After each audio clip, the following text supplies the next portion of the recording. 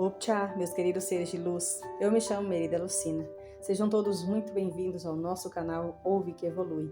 Aqui será o nosso ponto de encontro para ouvir audiobooks de autoconhecimento, mindset, inteligência emocional e outras variedades de áudios que nos ajudam a evoluir. Com o diferencial de ser narrado com voz humana, já peço sua gentileza como troca de energia para se inscrever, deixar o like e ativar o sininho de notificações.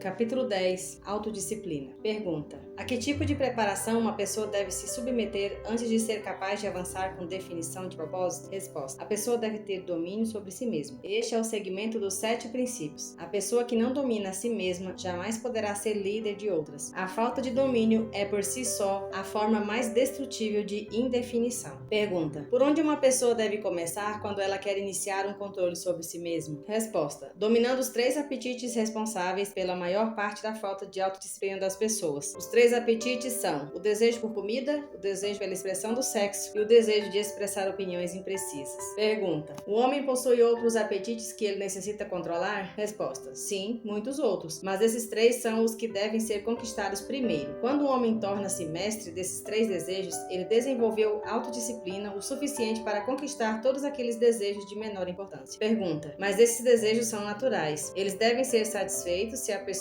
está saudável e feliz. Resposta: tenha certeza de que eles são desejos naturais, mas eles também são perigosos, porque as pessoas que não possuem autodomínio possuem uma tendência a se alienarem nesses desejos, tornando-os vícios. O autodomínio contempla um controle suficiente tal que todos os desejos podem ser satisfeitos de forma a cumprir com as necessidades básicas, alimentando o corpo com o que é necessário e segurando aquilo que é excesso. Pergunta: o seu ponto de vista é tanto interessante quanto educacional. Descreva os detalhes pelos quais eu possa entender como e em quais circunstâncias as pessoas se excedem nos seus desejos. Resposta: pegue o desejo por comida, por exemplo. A maioria das pessoas é tão fraca na autodisciplina que enche o estômago com combinações de alimentos altamente ricos, que por sua vez satisfazem o gosto, mas fazem com que os órgãos da digestão e da eliminação trabalhem em excesso. Eles colocam em seus estômagos tanto quantidade quanto combinações de comidas, as quais a química do corpo somente consegue descartar, convertendo a comida em toxinas venenosas. Esses venenos entopem e ficam estagnados no sistema excretor do organismo, até o momento em que ele diminui o trabalho do organismo na eliminação dessa matéria de sobra. Após um tempo, o sistema gastrointestinal para de funcionar de forma saudável e a vítima acaba tendo o que se chama de constipação. A partir daí, ela está pronta para ir para o hospital. A autointoxicação pelo sistema gastrointestinal leva a máquina do cérebro a tornar-se algo como uma massa disforme. A vítima então fica lenta nos seus movimentos físicos e mentalmente irritada e requieta. Se essa pessoa pudesse dar uma olhada e pudesse sentir o cheiro do seu sistema gastrointestinal, ela teria vergonha de se olhar no espelho. Os sistemas excretores das cidades não são os lugares mais agradáveis quando eles tornam-se sobrecarregados ou entupidos, mas eles são limpos e suaves quando comparados ao sistema gastrointestinal quando está sobrecarregado ou constipado. Essa não é uma história bonita para ser associada ao ato agradável e necessário de comer, mas as coisas são como são, e neste caso conclui-se que comer em demasia e combinar alimentos de forma errada é o que causa a autointoxicação. As pessoas que comem sabiamente e mantêm os seus sistemas excretores limpos dificultam o meu trabalho, porque um sistema intestinal em perfeito funcionamento significa um corpo saudável e um cérebro que funciona de forma apropriada. Imagine, se a sua imaginação consegue chegar a tal ponto, como qualquer ser humano poderia mover-se com definição de propósito com o seu sistema intestinal com uma quantidade tal de veneno o suficiente para matar 100 pessoas, se fosse injetado diretamente na corrente sanguínea. Pergunta: todo esse problema é o resultado da falta de controle sobre o apetite por comida? Resposta: bem, se você deseja ser absolutamente correto, deveria dizer que comer de forma inapropriada é a grande responsável pela grande maioria das doenças do corpo e praticamente todas as dores de cabeça. Se você quer prova disso, selecione 100 pessoas que sofrem com enxaqueca e dê a cada uma delas uma lavagem intestinal completa, com grande enema, e observe que não menos do que 95 das dores de cabeça desaparecerão dentro de alguns minutos. A após os seus intestinos terem sido liberados. Pergunta: por tudo que você diz sobre o trato intestinal, tenho a impressão de que o domínio sobre o apetite físico por comida significa também o domínio sobre o hábito de negligenciar e manter os intestinos limpos. Isso está correto? Resposta: sim, isso é verdade. Tão importante quanto eliminar o lixo do organismo e as porções não utilizadas de comida é ingerir as quantidades corretas, bem como as combinações adequadas de alimentos. Pergunta: nunca pensei na autointoxicação como sendo um dos seus instrumentos para controlar as pessoas e estou totalmente chocado em saber quantas pessoas são vítimas desse sutil inimigo. Vamos ouvir o que você tem a dizer desses outros dois desejos. Resposta: bem, vamos falar do desejo por sexo. Essa é uma força com a qual controla os fracos e os fortes, os velhos e os jovens, os ignorantes e os sábios. Na verdade, domino todos aqueles que negligenciam em dominar o desejo por sexo. Pergunta: como se pode dominar a emoção do sexo? Resposta: pelo simples processo de transmutar essa emoção em alguma forma de atividade que não seja a cópula. Sexo é uma das grandes forças que motivam os seres humanos. Devido a esse fato, ela também é uma das forças mais perigosas. Se os seres humanos conseguissem controlar os seus desejos por sexo e os transmutassem em uma força propulsora pela qual eles conseguissem utilizar em suas ocupações, ou seja, se eles gastassem no seu trabalho metade do tempo que eles perdem à procura de sexo, eles nunca conheceriam a pobreza. Pergunta: pelo que estou entendendo, quer dizer que existe uma relação entre sexo e pobreza? Resposta: sim, onde o sexo não está sob controle. Se for permitido ao sexo mover-se em seu curso natural, ele rapidamente levará a pessoa ao hábito da alienação. Pergunta: existe alguma relação entre sexo e liderança?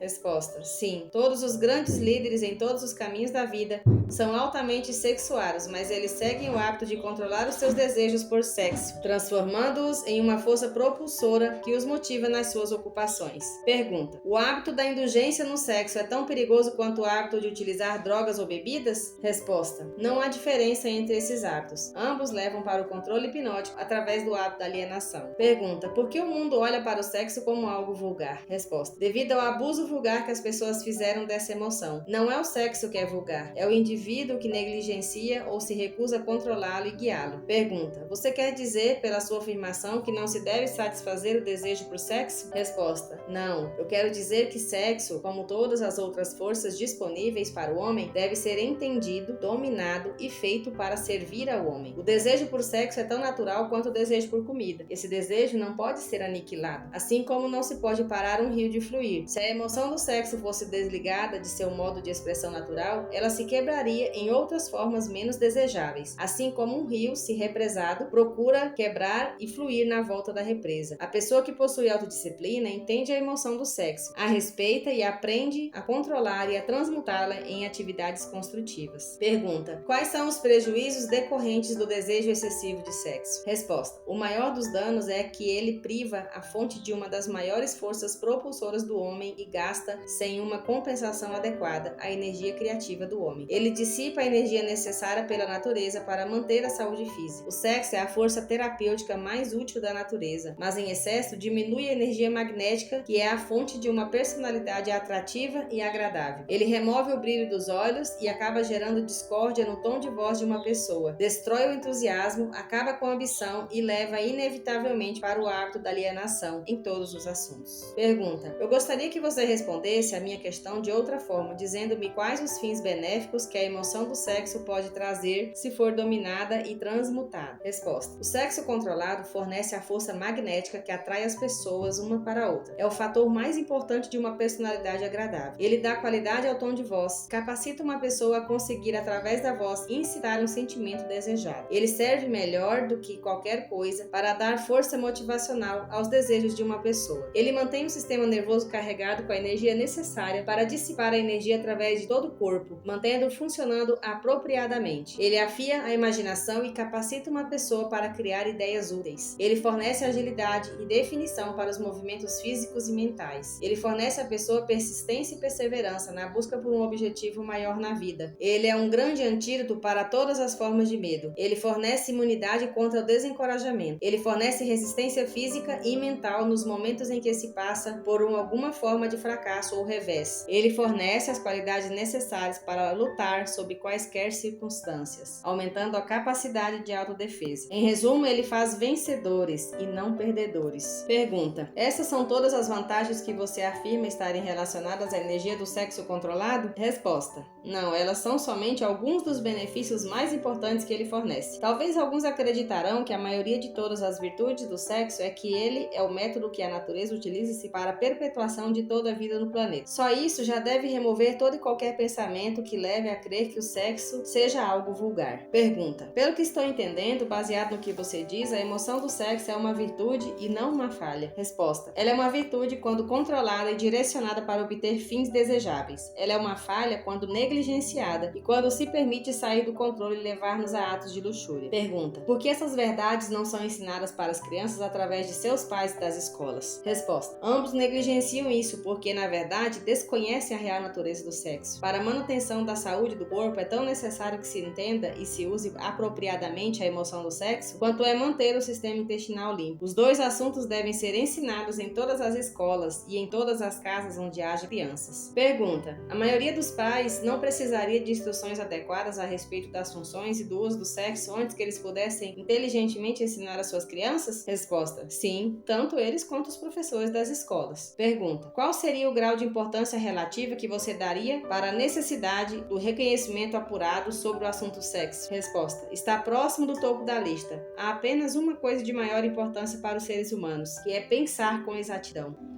Pergunta: pelo que estou entendendo, você afirma que o conhecimento das reais funções do sexo e a habilidade para pensar com exatidão são as duas coisas de maior importância para o homem? Resposta: essa era a minha intenção para que você entendesse. Pensar com exatidão vem primeiro, porque é a solução para todos os problemas do homem, a resposta para todas as suas orações, a fonte da opulência de todas as possessões materiais. O pensamento exato é auxiliado pela emoção do sexo propriamente controlada e direcionada. Isso porque a mesma energia que o homem usa para pensar, ele também usa para o sexo. Ela começa com todos aqueles que desejam ter autodeterminação suficiente para pagar o seu preço. Ninguém consegue estar inteiramente livre, espiritualmente, mentalmente, fisicamente e economicamente, sem aprender a arte do pensamento exato. Ninguém consegue aprender a pensar com exatidão sem incluir, como parte do conhecimento necessário, informações sobre o controle da emoção do sexo através da transmutação. Pergunta: será uma grande surpresa para muitas pessoas saber que existe uma relação íntima entre o pensamento e emoção do sexo? Conte-nos agora sobre o terceiro desejo e vamos ver o que isso tem a ver com a autodisciplina. Resposta: o hábito de expressar opiniões imprecisas e desorganizadas é um dos hábitos mais destrutivos. O prejuízo consiste na sua tendência a influenciar as pessoas no ato de adivinhar em vez de procurar pelos fatos, no momento em que eles formam opiniões, criam ideias ou organizam planos. O hábito desenvolve o que eu chamo de uma mente gafanhoto. É aquela mente que pula de uma coisa para outra, mas nunca chega a lugar nenhum. E claro, o descuido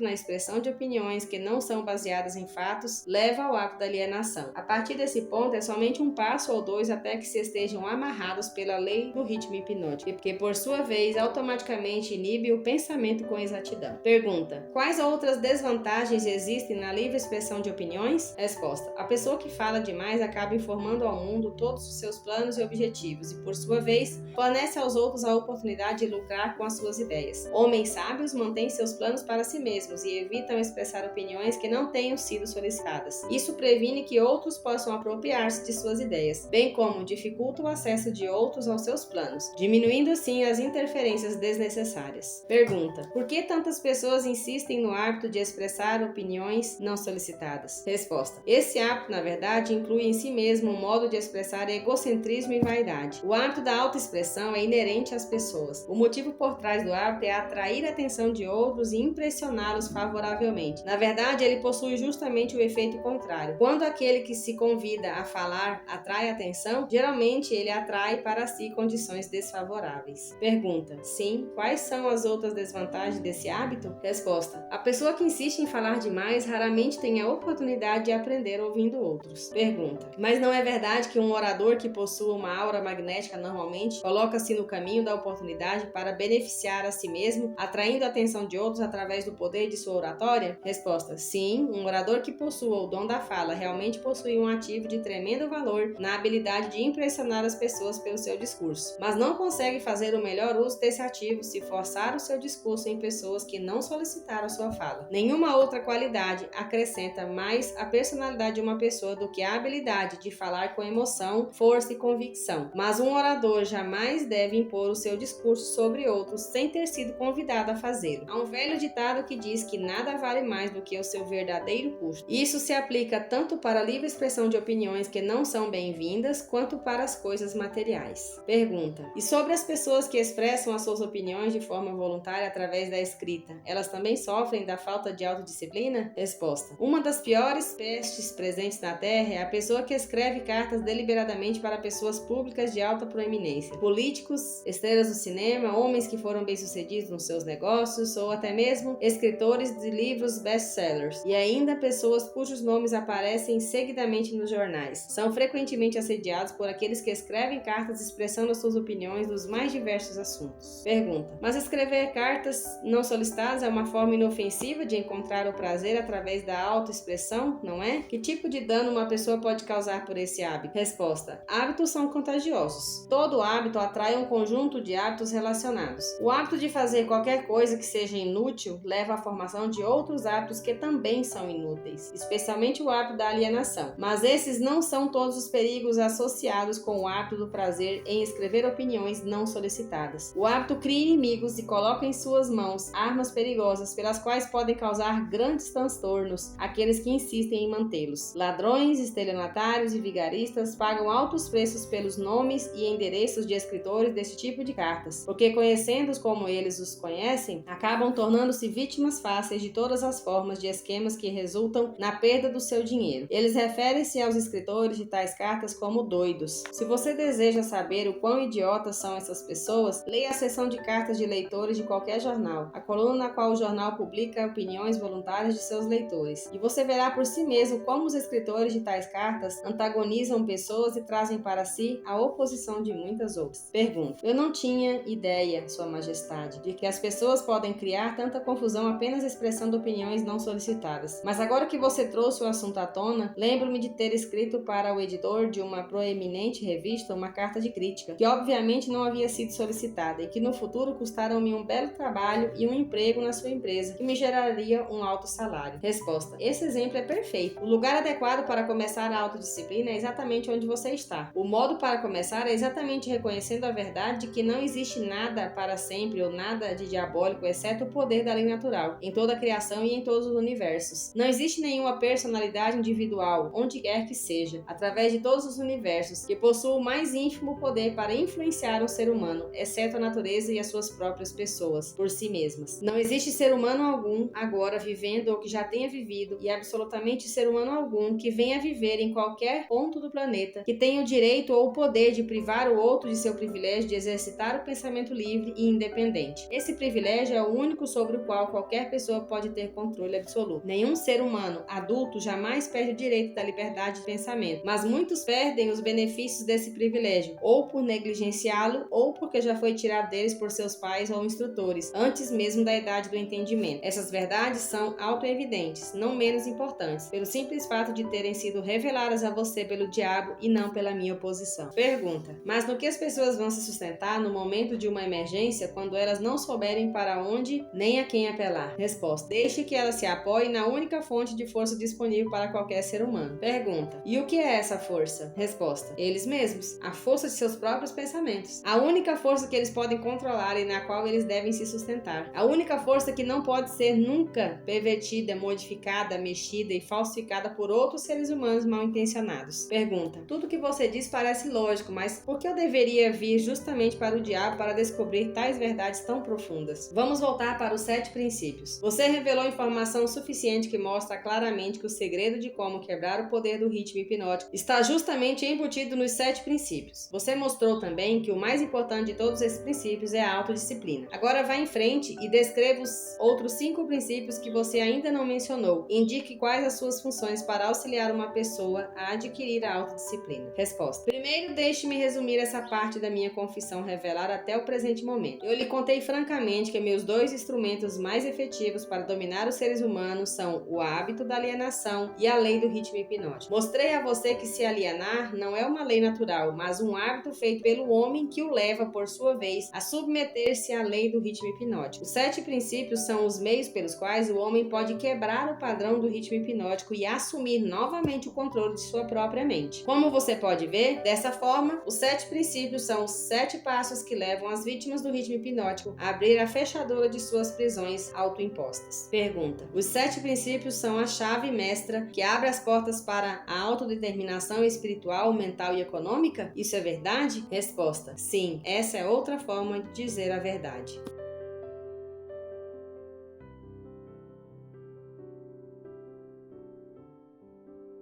Agora, deixa aqui nos comentários o que essa leitura de hoje trouxe de despertar na tua mente. Qual foi o insight que você recebeu durante esse áudio? Em que ele tem te ajudado a desenvolver a tua evolução? Deixa aqui também nos comentários o seu feedback em relação ao nosso trabalho. Como esse trabalho tem te ajudado? O que você está achando desse trabalho? Não esquece de deixar o seu like, de se inscrever no canal e ativar o sininho de notificações. Te espero no próximo áudio. Beijos de luz. Namastê. Gratidão.